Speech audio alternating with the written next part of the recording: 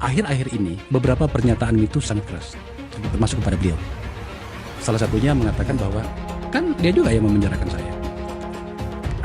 Saya butuh penjelasan menyangkut dengan konteks informasi itu. Ini forum ini bermartabat, bro. Jadi tidak ada kita potong-potong misalnya tiba-tiba apa itu seperti yang peristiwa itu dulu itu. Butuh penjelasan. Apa yang terjadi, Pak Ahok? Nah ketika kalau ada kasus seperti itu, saya tentu tadi berharap presiden, saya nggak salah gitu loh. Tuh udah kalah juga, kenapa saya masih masuk ke dalam tahanan? Kan bisa hukuman pencobaan supaya saya selesai Oktober kan. Ya udah saya kasih ke Anies, kok dia datang juga saya terima dengan baik-baik kan. Tapi ternyata analisa timnya mereka itu saya harus masih masuk. Dan gawatnya tuntutan ke saya kan bukan tuntutan 5 tahun loh, banyak orang salah paham. Kalau secara hukum dituntut di bawah 5 tahun dan dari awal tidak ditahan, begitu saya naik banding, saya nggak bisa ditahan loh. Saya tetap kerja sebagai gubernur sampai Oktober kan. Makanya hakim begitu lihat itu tuntutan 4 tahun dari jaksa, diputusin pakai 5 tahun supaya saya langsung bisa dikurung. Nah, Pak Jokowi waktu itu ke Papua, saya nggak tahu kayak gitu. Ya saya paham lah, secara politik timnya dalam ini menganggap kalau saya tidak dikorbankan, Pak Jokowi bisa nggak kepilih. Hanya Ibu Mega yang keberatan berjam-jam itu. Tadi Pak Tito sama saya, Pak Tito lobby sana lobby sini nih. Maksudnya Pak BG semua untuk meyakinkan Ibu Mega. Ibu Mega nggak terima, saya harus dikurung gitu. Mereka ketika di dalam tahanan, Ibu Mega suka tanya, temanmu sudah datang belum? Sahabatmu sudah datang jenguk belum? Dia bilang belum Bu, nanti saya akan suruh datang. Pak Ahok sudah berkorban kok masih nggak dijenguk gitu. Jadi memang ada pembicaraan karena demi untuk kepentingan lebih besar. Dan saya pertama nggak bisa terima. Tapi kemudian saya belajar kan. Kok kita marah? Sesek. Akhirnya guys, Partai Nasdem mendeklarasikan untuk mengusung Pak Anies Baswedan menjadi bakal calon gubernur Jakarta di Pilkada tahun ini. Artinya dengan adanya koalisi antara Nasdem dan PKS itu sudah cukup memenuhi syarat untuk mengusung Pak Anies Baswedan memperebutkan kursi gubernur di Pilkada tahun ini. Selamat loh buat Pak Anies Baswedan ya. Gue sih memang bukan warga Jakarta ya guys ya, tapi gue emang antusias banget nih untuk melihat Pilkada Jakarta tahun ini tuh bakal seperti apa. Mengingat 2017 itu sengit sekali antara Pak Ahok dan Pak Anies. Gue sebenarnya ya berharap bahwa tahun ini tuh bakal ada rematch antara Pak Anies Baswedan dan Pak Ahok gitu ya. Akan ada pertarungan dua orang hebat ini memperebutkan kursi gubernur Jakarta gitu. Kira-kira bakal siapa yang menang gitu ya. Seru kan kalau misalkan Pak Anies melawan Pak Ahok lagi gitu ya. Pasti berbobot gitu ya. Debatnya bakal seru ya kan. Pokoknya bakal penuh kejutan gitu ya. Karena dua-duanya tuh menurut gue kayak lawan yang seimbang gitu ya. Jadi kayak bakal penuh kejutan gitu ya. Ya gak sih? Kalau kalian dukung siapa guys? Kalau misalkan Pak Anies lawan Pak Ahok.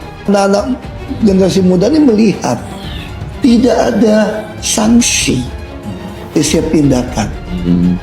Orang udah keluar dari penjara, udah korup, kok lebih kaya? Iya. Jadi akhirnya masa katanya udah disita semua hartanya, keluar masih naik Rolls Royce atau Bentley gitu. Kita bingung gitu. Saya melihat ada satu sistem memang. Anda saya biarkan korup supaya Anda bisa saya kontrol, atau Anda saya berikan kenikmatan hidup supaya Anda lupa untuk melawan korupsi lagi gitu loh. Jadi ada dua nih. Jadi kita dibuat takut. Nah ini saya kira ya kita harus balik lagi ke soal mungkin pendidikan di rumah, keyakinan kita. Nah saya percaya satu hal gini aja Pak. Saya bilang sama anak-anak muda kalau saya ketemu ya, percayalah sama saya, orang yang berintegritas dan beretos kerja tinggi itu pasti punya masa depan yang baik. Itu harus kita yakini. Anies Baswedan daftar uji kelayakan dan kepatutan calon gubernur Jakarta ke PKB. Loh. Katanya tokoh internasional. Katanya diminati PBB. Katanya bisa membuat perubahan di Indonesia. Bahkan ada seorang dokter yang menyebutkan Anies bisa menyelamatkan dunia. Tapi kok bisa? Hanya untuk ikut pemilihan sekelas gubernur saja harus uji kelayakan dulu. Ini level provinsi loh. Dan uniknya yang menguji itu adalah partai yang mengusung di Pilpres kemarin. Alasannya meski pernah diusung PKB di Pilpres 2024, Anies harus tetap mengikuti tahapan untuk mendapatkan dukungan dari PKB di Pilgub Jakarta 2024. Berarti kesimpulannya, selama ini Anies belum layak dong jadi pemimpin. Pengalamannya memimpin Jakarta dan pernah ikut kontestasi di Pilpres 2024 menjamin layak atau tidaknya menjadi pemimpin. Bahkan di tingkat provinsi sekalipun. Gimana tanggapannya anak-anak Abah? Monggo komen di kolom komentar. Dikeluhkan orang gitu, sampah masih di mana-mana. Kalau dulu kan kita betul nggak boleh sampah. Satu sungai pun kita nggak boleh sampah. Anda nggak bisa biarkan satu sampah pun berserakan di sini. Saya kira memang ada beberapa bagian sungai yang memang tidak dikeruk. Dulu kita beli banyak sekali alat berat untuk tumbuh. KPK yang menjadi macan ompong menghadapi Anies Baswedan. Ada apa dengan KPK sehingga dia tidak berdaya untuk mengungkap kasus Formula E dan banyak proyek-proyek siluman, proyek-proyek yang dananya di markup di Pemprov DKI. Ada apa? Kenapa KPK menjadi macan ompong di depan Anies Baswedan? Ada apa? Kabarnya dengar katanya itu Formula E itu yang makan uangnya juga rame-rame. Ada juga DPRD DKI. Ya tangkaplah, ya kan? Tangkap tuh anggota-anggota DPRD DKI dan Anies Baswedan. Selesaikan Formula E itu. Tindak tegas. Cuman ya susah. Lembaga KPK-nya sendiri, oknum-oknumnya itu juga banyak maling. Itu waktu si Novel Baswedan itu menjadi penyidik KPK tuh ditawarin mau berapa tahun. Itunya di penjaranya mau berapa tahun. Itu ada harganya. Ya kan? Mau 2 tahun sekian, 5 tahun sekian, 10 tahun sekian, 12 tahun sekian. Kalau seumpamanya si koruptor ini tidak mau memberikan uang, ya diperberat. Ya kan? Nah itulah kerjanya KPK. Semoga mau seperti apapun hebatnya kong kali kong kejahatan yang dilakukan oleh Anies Baswedan, ya, menyalahgunakan kewenangan atau menyalahgunakan anggaran Formula E ataupun anggaran yang ada di Pemprov DKI. Ya, yakin suatu hari nanti Allah Subhanahu wa taala akan menurunkan azab yang seberat-beratnya pada Anies Baswedan CS. Saya jauh lebih siap jadi gubernur sekarang karena udah lewatin sekolah Makobrimob kan saya bilang. Ya saya sih terima kasih aja orang ngarap saya bisa jadi gubernur lagi gitu ya. Tapi kan sekali lagi partai saya kan kursinya tidak cukup. Kita kurang 6 kursi. Nah, dan untuk kerjasama kayaknya saya lihat ya nggak tahu mungkin atau nggak mungkin itu urusan DPP ya. Terus yang kedua juga masih ada pertimbangan DPP akan masang saya atau tidak. Saya kira kalau soal Pak Anies itu saya serahkan pada DPP ya. Nah, karena DPP udah punya kriteria siapa yang bisa dicalonkan. Anda nasionalis atau tidak?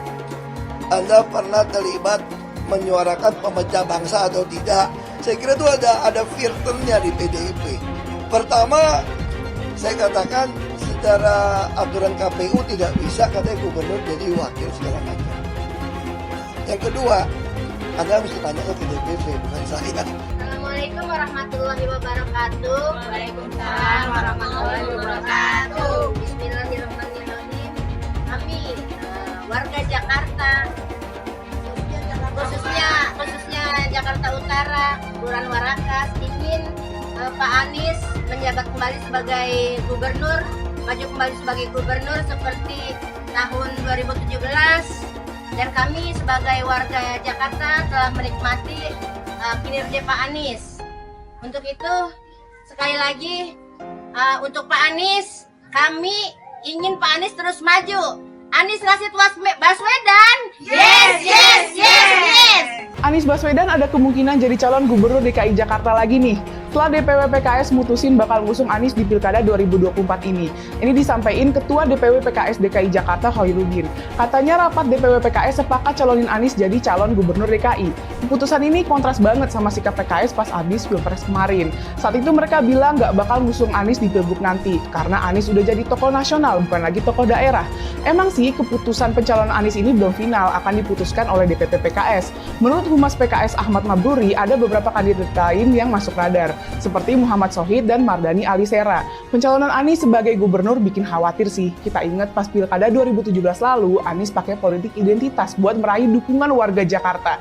Gara-gara itu, warga Jakarta bahkan masyarakat Indonesia jadi terpolarisasi. Kita nggak mau kondisi itu terulang lagi. Yuk, tolak politik identitas. Kami Ketua Umum Forum Komunitas Ustadzah Provinsi DKI Jakarta bersama mengharapkan kepada Pak Anies untuk siap menjadi Gubernur DKI, memimpin kembali Jakarta, karena kita melihat karyanya sudah nyata, dinikmati oleh seluruh rakyat Indonesia dari lapisan atas sampai lapisan paling bawah. Bahkan seluruh Indonesia dan mancanegara mengakui keberhasilan Pak Anies sebagai Gubernur Jakarta yang lalu. Ayo, jangan ketinggalan, semua dukung Pak Anies untuk kembali pimpin Jakarta. Saya terus terang saja mengatakan, ya, saya udah katakan, kalaupun misalnya pemerintahan sekarang mengajak saya masuk dalam pemerintahan, saya udah tolak hari ini. Untuk yang otonom, saya akan mengatakan tidak, oke? Tetapi saya akan bilang juga sama Anies dan Muhaimin, Anda itu sudah dibantu, sudah ditolong, sudah disupport oleh banyak orang yang berharap Indonesia akan lebih baik dengan Anda. Kalau Anda gabung dengan pemerintahan, Anda menjadi pengkhianat, kan begitu? Ini dengar ya, Anies dan Muhaimin, kalau Anda gabung dengan pemerintahan dan tidak mau menjadi oposisi, Anda pengkhianat. Usia saya sudah 74 tahun lebih 2 bulan. Saya khawatir anak cucu saya tidak punya negeri nantinya, karena negeri ini akan dikuasai oleh Cina dengan tentara-tentaranya sudah banyak. Di Morowali bertengkar tentara Indonesia, tenaga kerja Indonesia dengan tenaga kerja Cina, yang mati anak Indonesia 100 orang, Cina cuma 1 yang ditangkap dan dipenjara anak-anak kita tenaga kerja Indonesia. Saya menangis. Ini negeri siapa? Anakku, saudaraku, tentara, polisi, bangkitlah, sadarlah, minta pada Allah, datangkan kesadaran pada para ABRI. Kalian jangan membela yang salah. Kita pemilik negeri ini, bukan Jokowi dan keluarganya. Jokowi adalah antek-antek komunis. Antek-antek komunis. Betul atau tidak? Ayahnya adalah ajudan Aidit, dan ternyata sidang demi sidang mengadili tentang ijazahnya, dia tidak pernah kirimkan ijazah aslinya. Tandanya apa itu? Jadi saatnya dia harus turun, masukkan penjara, dia harus mendapatkan hukuman yang sebesar-besarnya. Dari sekian banyak penyampaian aspirasi, dari berjilid-jilid diskusi, belum ada solusi untuk negeri ini. Maka kami emak-emak atas nama aliansi masyarakat yang peduli dengan negeri ini, tidak ada jalan lain bahwa pemimpin yang rusak, pemimpin yang tidak tahu malu, hanya satu caranya, yaitu semuanya duduk di kantor DPR itu, duduk di sana, kuasai data dan minta kepada Puan Maharani untuk bukan memakzulkan Jokowi, tetapi lengserkan Jokowi, mundur Jokowi dari sebagai pemimpin. Apa gereja? Ini apa? Kok saya agama Islam Betawi. Kita dibohongin selama 10 tahun, pembohong lagi. Ada apa dengan gereja, Pak? Masalahnya Jokowi itu Cina banyak. Kita dibudakin zaman Soeharto, Cina lagi, jangan sampai Cina lagi. Nah, itu rasis itu. Zaman Soeharto nggak ada kecurangan, sah. Presiden, ini pembohong. Bohongin rakyat, tau nggak? Jokowi itu apa sih? Jokowi itu apa? Ya Allah, dia itu seperti boneka golek, ditata ke sini ditata ke sini tapi sebenarnya lebih pinter anak saya loh. Bener apa enggak? Lebih pinter anak saya, anak TK. Masa 1 ditambah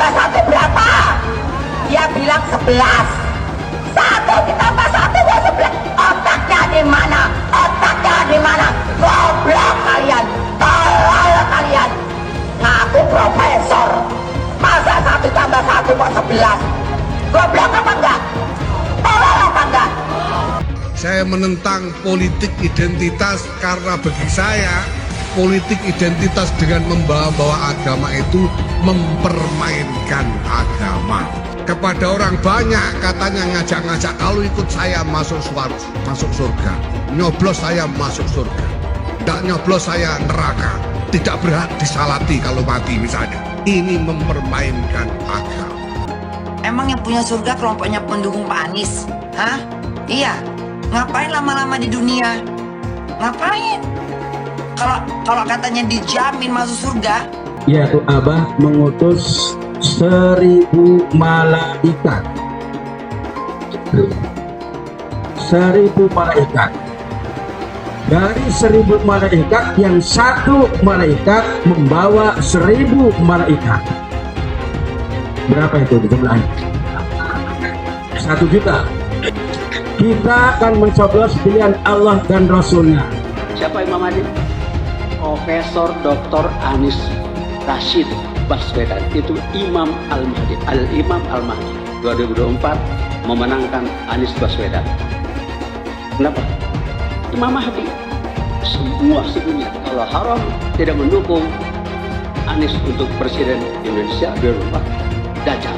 Kalau tidak memenang Anies Baswedan untuk Presiden 2024, Dajjal. Catat itu, amin menang wajib, amin kalah dosa. Secara eksplisit ditulis dalam Al-Quran. Quran surah Al-Qasas ayat 26, Quran surah Asy-Syu'ara ayat 107, 125, 143, 162, 178, 193. Quran surah Ad-Dukhan ayat 18, ayat 51, Quran surah At-Takwir ayat 21, dan Quran surah At-Tin ayat 3. Tepuk tangan untuk kemenangan amin. Amin menang, amin kalah. Catat itu. Hamba itu namanya Anies Baswedan. Dia akan panggil malaikat Jibril. Wahai Jibril, aku mencintai hambaku yang insya Allah namanya Anies Baswedan.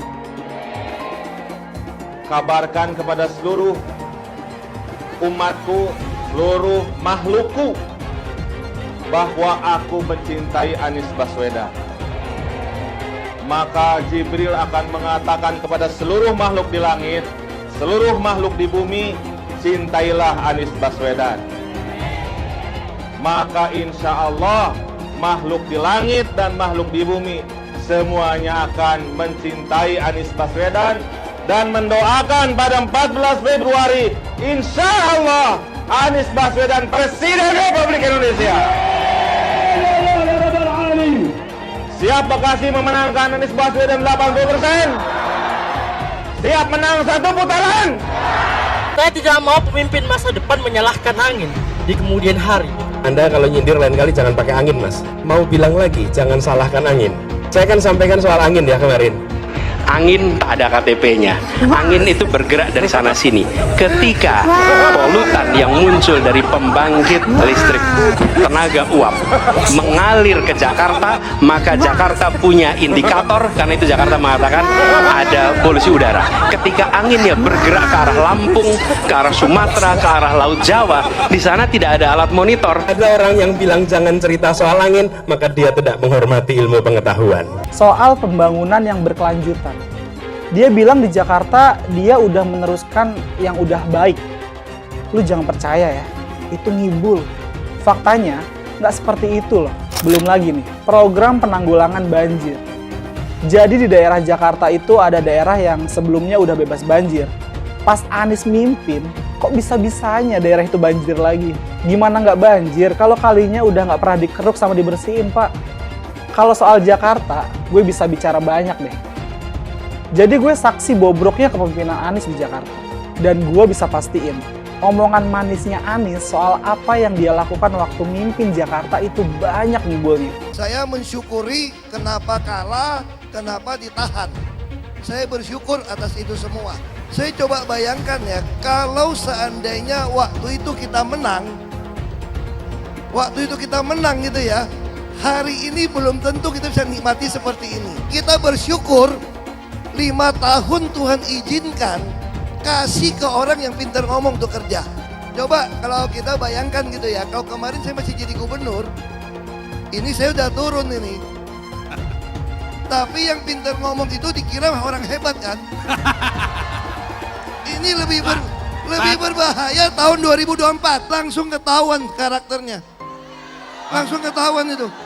Di saya juga ada kutipan Pak di kamar saya Pak. Tulisannya, Jakarta telah mengambil keputusan yang fatal. DKI yang kita harapkan, Anies Baswedan yang begitu jelas Islamnya. 4 tahun 8 bulan jadi gubernur. Mana peraturan pergub saja yang melarang miras?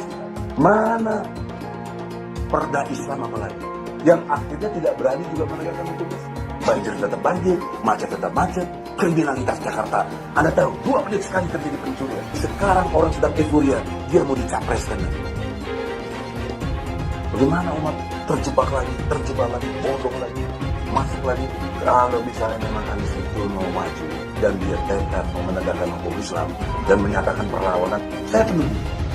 Tapi dia tidak lakukan itu. Bapak Politik Identitas Indonesia Anies Baswedan, Bapak Intoleransi Indonesia Anies Baswedan, jangan lupakan, jangan terlena, jangan sampai dia pecahkan kita dengan dagangan ayat dan mayatnya. Air itu turun dari langit, turunnya ke atap rumah langsung sumur bor, bukan ke sungai dan ke laut. Jangan hanya konsentrasi pada pembangunan benda-benda mati yang indah difoto dan bisa ditunjukkan dalam 5 tahun hasilnya. Kalau kita mau menilai sebuah janji, maka lihat janjinya, lalu lihat kenyataannya. Dulu janjinya apa ya? Dan ini aneh, betul-betul aneh. Ini bukan kampanye, tapi saya sampaikan sini. Di satu sisi menyiapkan jalur-jalur air untuk dikirim ke laut, di sisi lain di lautnya dipasang dengan pulau reklamasi. Tinggal tunggu waktu jadi rob, air balik. Dan ini melawan sunatullah. Kenapa? Air itu turun dari langit ke bumi, bukan ke laut. Harusnya dimasukkan ke dalam bumi, masukkan tanah. Di seluruh dunia air jatuh itu dimasukkan ke tanah. Bukan dialirkan pakai gorong-gorong raksasa ke laut. Jakarta telah mengambil keputusan yang fatal. Bukan banjir, itu memang parkir air. Bukan banjir, itu memang parkir air. Masyarakat berkeliling dengan membawa toa untuk memberitahu semuanya, termasuk sirine. DKI Bond 82 miliar. Apa alat transportasi yang dimiliki oleh hampir setiap orang? Alat transportasi yang dimiliki semua orang adalah kaki. Kalau seandainya orang Jakarta percaya Pak Anies jadi gubernur pun, saya berani jamin kok dia akan lakukan normalisasi yang sama seperti saya lakukan kok. Gak usah bohong lah. Ketika air sampai di muara, maka siap untuk dipompa ke laut. Pancasila Soekarno, ketuhanan ada di pantai. Anak Tuhan dari mana? Kalau Yesus anak Tuhan, bidangnya siapa? Besok di seluruh wilayah Indonesia kami katakan damai. Iblis hanya menggoda orang yang beriman. Makanya jarang-jarang orang kafir kerasukan setan. Yang kerasukan setan itu orang baik-baik. Jarang, saya belum pernah nengok Cina kerasukan setan. Benarkah Ahok itu kerasukan setan? Enggak, setannya juga. Karena sesama setan dilarang saling menggoda. Karena di salib itu ada jin kafir. Haleluya. Kepalanya ke kiri apa ke kanan?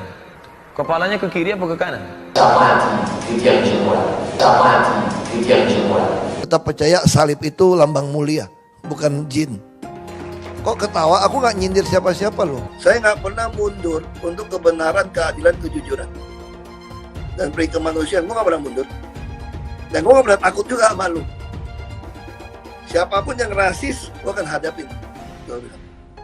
Karena rasis itu tidak berperi kemanusiaan. Sama saya ditanya dulu kan, kamu nyesel nggak statement kamu di Pulau Seribu sehingga masih masuk penjara? Tidak pernah nyesel. Karena saya mengatakan kebenaran. Hai teman-teman, tahun ini adalah tahun yang bagus untuk trading di market crypto, terutama Bitcoin dan kripto lainnya. Teman-teman bisa gunakan kesempatan ini untuk mencari cuan dengan trading di market crypto. Untuk trading, teman-teman cukup registrasi dengan menggunakan link di kolom deskripsi, lalu deposit, tentukan apa yang ingin kalian tradingkan, lalu tekan tombol buy. Sesimpel itu. Untuk minimal deposit, cuman Rp400.000 saja. Kita tidak dikenakan fee sama sekali. Saat ini lagi ada promo spesial. Welcome bonus buat kamu yang register dan deposit. Teman-teman akan dapatkan 100% dari jumlah deposit pertama. Contohnya teman-teman deposit 1 juta, maka akan menjadi 2 juta. Karena welcome bonus 100% dari jumlah depositnya. Jika ada pertanyaan, teman-teman bisa hubungi WhatsApp di kolom deskripsi. Saya juga mau mengajak teman-teman untuk bergabung di komunitas trading yang ada di kolom deskripsi. Di sana saya akan memberikan sinyal trading yang bisa teman-teman ikuti. Seperti biasa, kalau kamu suka dengan video ini, jangan lupa komen, klik like, dan subscribe. Di awal video ini saya harus menyampaikan permintaan maaf kepada mereka yang mendukung Ahok. Saya minta maaf kalau saya kembali harus mengingatkan peluang Ahok menang sebagai calon gubernur di Jakarta kecil. Untuk bisa jadi gubernur Jakarta, dia harus ikut pemilihan gubernur terlebih dulu. Dan di proses itu, dia tidak akan menang. Ahok akan kalah kalau dia harus bertarung melawan Anies Baswedan. Kalau saja Ahok maju tapi yang dilawan bukan Anies, melainkan misalnya Heru Budi Hartono misalnya, peluang Ahok masih terbuka. Saya yakin Heru dan pendukungnya tidak akan menggunakan politik identitas. Saya tidak anti Ahok. Saya tahu Ahok adalah calon yang punya banyak keunggulan. Saya tahu kalau Ahok jadi gubernur Jakarta kembali, Jakarta akan bersinar. Sekarang ini peluang Anies untuk maju sudah terbuka lebar. Kemarin kita baru saja mendengar Partai Nasdem menyatakan dukungan pada Anies. Dengan demikian sudah ada 2 partai besar di Jakarta yang mendukung Anies. Nasdem dan sebelumnya PKS. Kalau yang harus dihadapi adalah Anies dan pendukungnya, segala macam kampanye anti-Kristen, anti-Tionghoa akan kembali berkumandang. Dan menghadapi itu di Jakarta, Ahok hampir pasti tak akan bisa menang. Koalisi gabungan Gerindra, Golkar, Demokrat, PAN, PSI, PBB, Gelora, dan Garuda itu bisa saja melihat tidak ada kandidat lain yang cukup kuat di Jakarta, sehingga akhirnya mereka merasa tak ada salahnya ikut dukung Anies. Jumlah kursi kedua partai itu sudah cukup untuk melewati batas minimal suara untuk mendukung Cagup. Kita mungkin akan segera mendengar dukungan dari partai-partai lain. Bahkan bukannya tidak mungkin Koalisi Indonesia Maju akan turut mendukung Anies. Apakah Kaesang Pangarep akan dijadikan sebagai calon wakil gubernur Anies? Ini ditanyakan karena Kaesang kan sudah bikin pertemuan dengan PKS dan Nasdem. Pertemuan dengan Nasdem bahkan berlangsung hanya beberapa jam sebelum Nasdem mengajukan nama Anies. Jadi wajar kalau orang bertanya-tanya apakah mungkin memang Kaesang sedang dijajaki untuk menemani Anies. Ini bukan pilihan yang menyenangkan, tapi tetap pilihan yang masuk di akal. Tapi saya rasa itu tidak akan terjadi. Hubungan PSI dan Anies di masa lalu terlalu gelap rasanya. Jadi kalau sekarang Kaesang tiba-tiba bergandengan dengan Anies, rasanya sih terlalu jauh. Sekarang kita kembali ke Ahok. Peluang Ahok sebenarnya juga relatif rendah. Untuk saat ini dukungan dari PDIP pun belum pasti ada. Kalaupun PDIP jadi memajukan nama Ahok, belum tentu ada partai lain yang mendukung. Dan kalaupun akhirnya ada cukup sekutu untuk mendukung sang mantan gubernur, menurut saya Ahok tetap akan kalah kalau berani dengan percaya diri melawan Anies. Mereka rupanya tidak bisa terima mendengar analisis saya. Banyak sekali yang bicara dengan nada penuh kemarahan.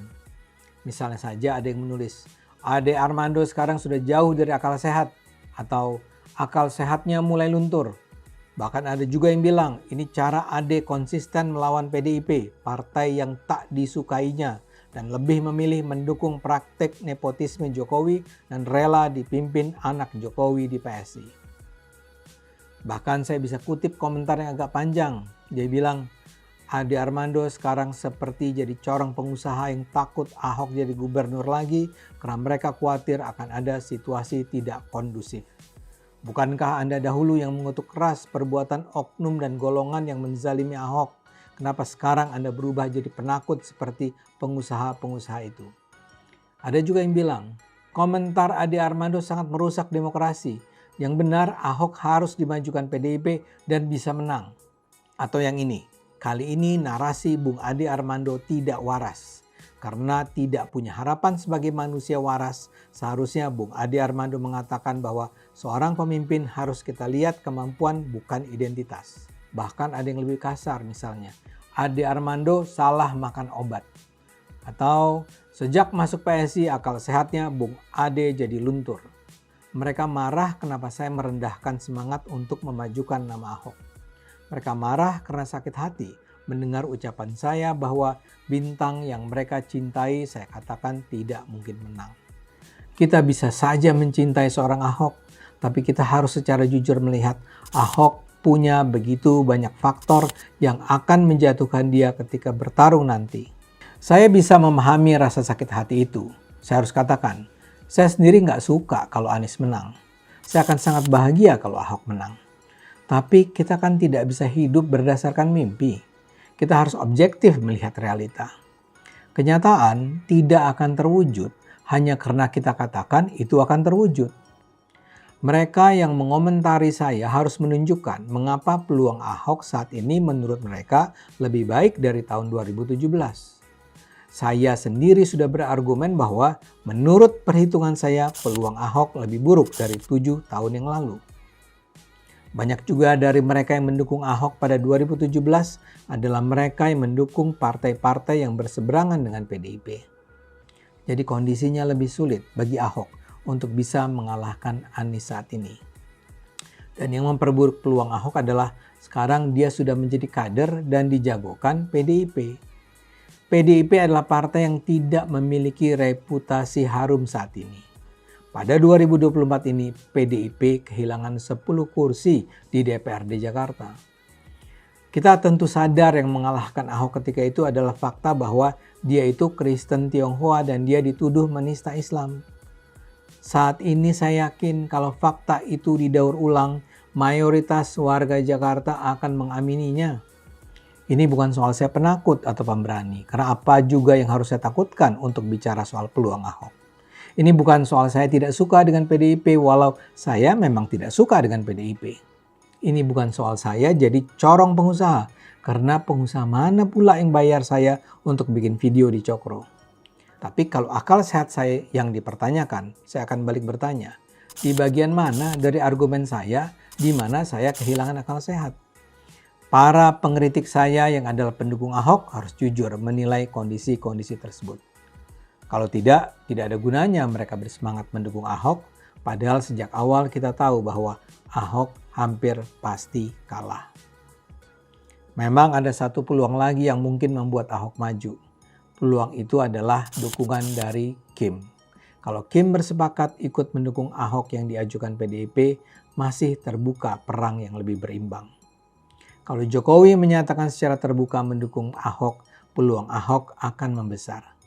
Tapi kembali, saya tidak yakin Kim dan Jokowi akan mengambil risiko itu. Sudah barang pasti, Anies tidak akan melanjutkan program-program Jokowi. Semisalnya Anies menang, maka ibu kota baru atau IKN nggak akan jalan. Pembangunan akan di-stop. Legasi Jokowi akan hancur. Anies menuduh Jokowi melakukan penjagalan. Padahal Anies lupa pada rekam jejaknya sendiri di tahun 2017, di mana Anies melakukan penjagalan terhadap Ahok. Semua cara dilakukan, termasuk melakukan politik identitas berbasis agama, sampai-sampai menggunakan kelompok FPI, HTI, dan kelompok intoleran lainnya. Anies Baswedan sampai nekat berkoalisi dengan ormas preman berjubah agama. Kita bisa melihat rekam jejak Anies saat menjabat di Jakarta selama 5 tahun. Tidak ada satupun janji yang dipenuhi dan tidak ada kinerja yang bisa dibanggakan.